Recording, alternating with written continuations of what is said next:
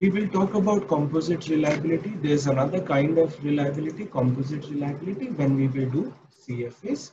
For now, we'll work with convex alpha. So that will come when we talk about.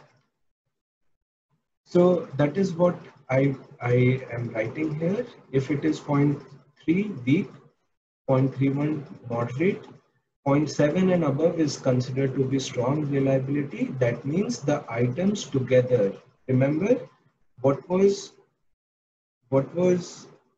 reliability? It was variance x true divided by variance x observed.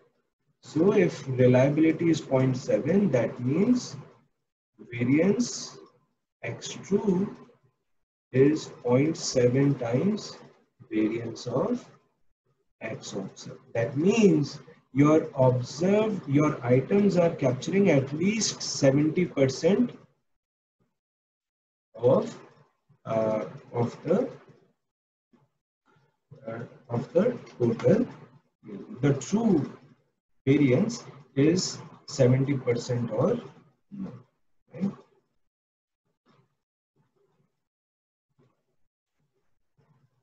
Okay, so let us go to the next thing.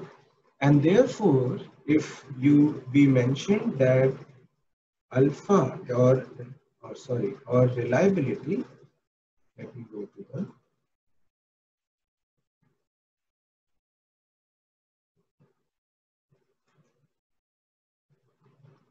right. So we mentioned that reliability is equal to 1 minus error variance of error divided by the total variance observed.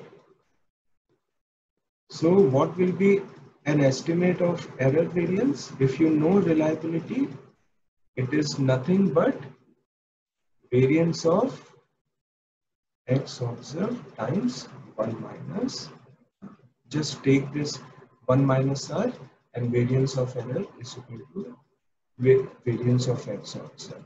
So this is called as the measurement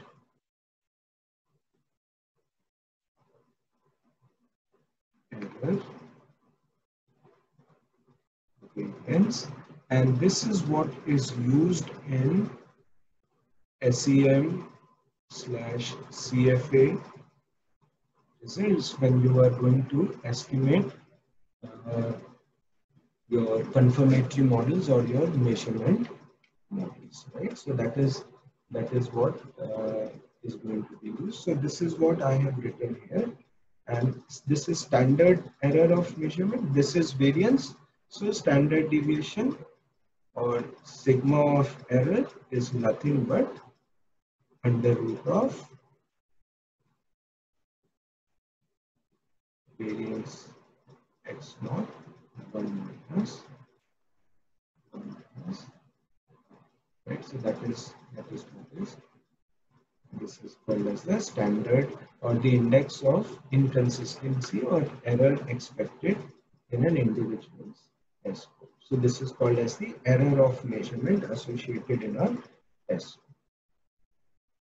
Factors that can affect reliability influence, we have talked about already. All your items, wordings of the items. So if you have long tests, then people will get bored. They can write, they will fill anything. Homogeneity of questions. If you have questions that are measuring different constructs, they are non-homogeneous, different aspects, then you will have low reliability.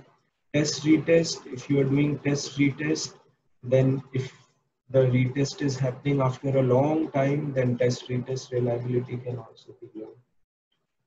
Test takers, people are not they are not willingly responding to your surveys. They are feeling under any pressure, then they can just fill anything. And there could be errors attributable to conditions, non-standard conditions, and so on.